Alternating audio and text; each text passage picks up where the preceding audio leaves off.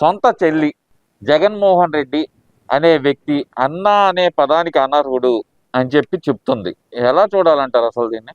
నిజంగా షర్మిలని ఈరోజు చూస్తుంటే మొన్న ఇండియా పాకిస్తాన్ మ్యాచ్లో ఇది పాకిస్తాన్ బంగ్లాదేశ్ వన్డేలో వాడు పాకిస్తాన్ ఓపెనర్ని ఎట్లా రన్అట్ చేశాడో చూసిన తర్వాత అఖ్తర్ మాట్లాడాడు.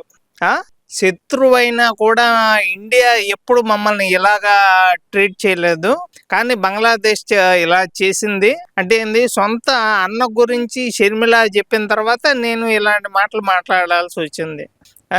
ఆస్తి గురించి వీళ్ళు మాట్లాడుతుంటే పొద్దుటూరు నుంచి ఆయన వస్తాడు పేరు నాని, కుక్కల గురించి సైతాన్ల గురించి అని చెప్పి అంత వివరంగా మాట్లాడిన తర్వాత ఇంకా నేనేం మాట్లాడుతా చెప్పండి.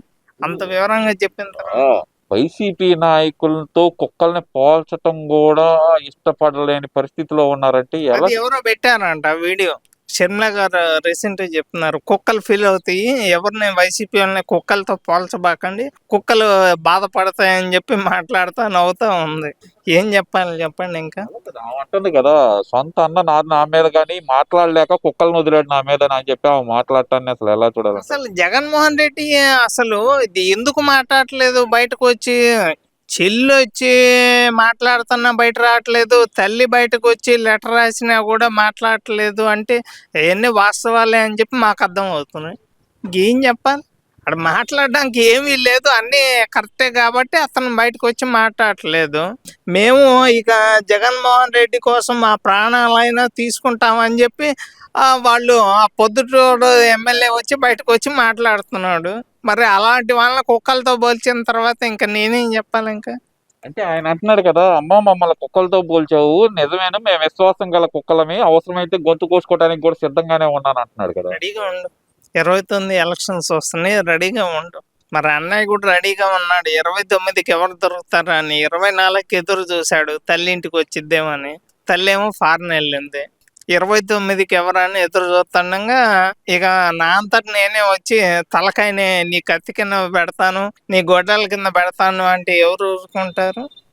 జగన్ ఊరుకుంటాడా? రెడీగా ఉంటాడుగా. సరే, ఇవన్నీ ఒక ఎత్తు అనుకుందాం కాసేపు. అంబటి రాంబాబు ఏంది? అంబటి రాంబాబు అంటే ఆషామాషి అనుకున్నారా? టైగర్ అంటున్నాడు కదా. మరి అతను టైగరు లేకపోతే ఇంకా పులిరాజాను మాకైతే అర్థం కావట్లేదు. అతను ఏమేంది, అసలు ఏం చేస్తున్నాడు? ఇక కొంతమంది అంటున్నారు మరి ఆ జైలుకి సంజనాన్ని సుకన్యాన్ని తీసుకెళ్తే బాగుండేమో అని చెప్పి వాళ్ళు కూడా కింద కామెంట్ రూపంలో తెలియజేస్తున్నారు. మరి ఆయన చేసి చేష్టలేంది బయటకు వచ్చి ఏం చేస్తున్నాడు? అంటే ఇక సత్తెనపల్లి నియోజకవర్గం అతను ఇన్ఛార్జిగా కూడా తీసేసిన తర్వాత ఇప్పుడు అతనికి మళ్ళీ ఈసారి గుంటూరు కావాలంటున్నాడు. మరి ఏమన్నా దానికోసం పోటీ పడుతున్నాడు అని చెప్పి నేనైతే అర్థం చేసుకుంటున్నా. ఇవన్నీ ఒక ఎత్తు అయితే నక్కపల్లి స్టీల్ ప్లాంట్ అప్పుడు నేను తెచ్చాను, ఇప్పుడు చంద్రబాబు మొహం చూసేం రాలేదు అనే మాట జగన్మోహన్ రెడ్డి చెప్తున్నాడు కదా. మరి దాన్ని ఎలా చూడాలంటారు? వీటన్నిటికీ నేను సమాధానం చెప్తే అది వీడియోలో పడదు కదా. ఇప్పుడు అన్నీ నేనే తెచ్చాను అంటే ఇప్పుడు నేను ఎగ్జాంపుల్ చెప్తున్నాను. అరే పక్కింటో పుట్టిన పిల్లలకు కూడా నేనే కారణం అంటా ఉంటుంటే కోపం రాదా వాడికి? అలాగే మాకు కూడా కోపాలు వస్తున్నాయి. అదే ఇక నేను చెప్పేది మీరు వీడియోలో ఎడిటింగ్లో తీసేస్తారేమో కానీ నిజం నేను చెప్తున్నా, తాళి కడితే పిల్లలు పుట్టరయ్యా, అదొక్కటే అర్థం చేసుకో. ఉపమానాలు ఇవన్నీ కలదు కానండి. ఆయనే మళ్ళీ గతంలో ఒక మాట అన్నాడు, నారా లోకేష్ గారు ఈ ప్లాంట్ తెచ్చినప్పుడు ఒక మాట అన్నాడు, ఒరిస్సాలో పెట్టే ప్లాంట్ ఇక్కడికి ఎవరు తెస్తారు, అంతా డబ్బా బుస్ మాటలు చెబుతున్నాడు నారా లోకేష్ చంద్రబాబు నాయుడు అన్నాడు. మరి ఇప్పుడు వచ్చి శంకుస్థాపన చేస్తేనే నేనే తెచ్చాను అంటున్నాడు. ఈ 2 నాలుకల ధోరణి ఎలా చూడాలంటారు? వీడియో నేను మాట్లాడింది ఎడిటింగ్ చేయకుండా వేయండి, అర్థమైంది, పూర్తిగా అర్థమైంది. ప్రతి దానికి అన్ని నేనే తెచ్చాను అంటే ప్రజల్లో ఒళ్ళు మండి ఎలాంటి మాట్లాడాల్సి వచ్చింది. అదంతా ఓకే, గతంలోనేమో రాదు అని చెప్పాడు, ఇప్పుడు చూస్తే వచ్చిన తర్వాత ఏమో నేనే తెచ్చాను అంటున్నాడు. ఈ 2 రకాల మాటలను ఎలా చూడాలి అంటున్నాను. అతనికి చేత కాదు కదా. ఏ విషయంలోనూ అతనికి విషయం లేదు అనే మాట మాకైతే పూర్తిగా అర్థమవుతుంది. ఏ విషయం కూడా ఇప్పుడు ఆయన పదే మాత్రం చెబుతుంది, కూటమి ప్రభుత్వం క్రెడిట్ చోరీ ప్రభుత్వం అంటున్నాడు. మరి ఇలాంటి మాటలు మీరు మాట్లాడుతుంటే మాకు ఒళ్ళు మండి మేము మాట్లాడాల్సిన మాటలు మాట్లాడితేనేమో బూతులు మాట్లాడామంటారు. క్రెడిట్ చోరీ ఇలాంటి మాటలు మాట్లాడుతుంటే ఎవరిని చూసి వచ్చారు, ఎవరిని చూసి ఇంత డెవలప్మెంట్ అవుతుంది అనేది మీకు అర్థం కావట్లేదా? ఇంతకన్నా ఏం చెప్పాలి చెప్పండి? అంటే ఇది క్రెడిట్ స్టోరీ ప్రభుత్వం కదా. ఇలాంటి మాటలు మాట్లాడితే ఇంకా లేనిపోయిన డౌట్లు వస్తాయి, మళ్ళీ ఏమన్నా మాట్లాడితే మీకు కోపాలు వస్తాయి. సరే, అయితే జగన్మోహన్ రెడ్డి సినిమా చూపిస్తాను అంటున్నాడు కదా, ఏ సినిమా అంటారు అది? ఏం సినిమా? సంవత్సరంన్నర తర్వాత రోజు 5 ఏళ్ళుగా ఆంధ్రప్రదేశ్ కి చూపించిన సినిమా చాలదా? 19 నుంచి 24 దాకా బాబాయిని చంపేసిన దగ్గర నుంచి మీ నాన్న చనిపోయినప్పుడు ఇంట్లో అసలు వచ్చిన వాళ్ళు అవుతున్నారంట.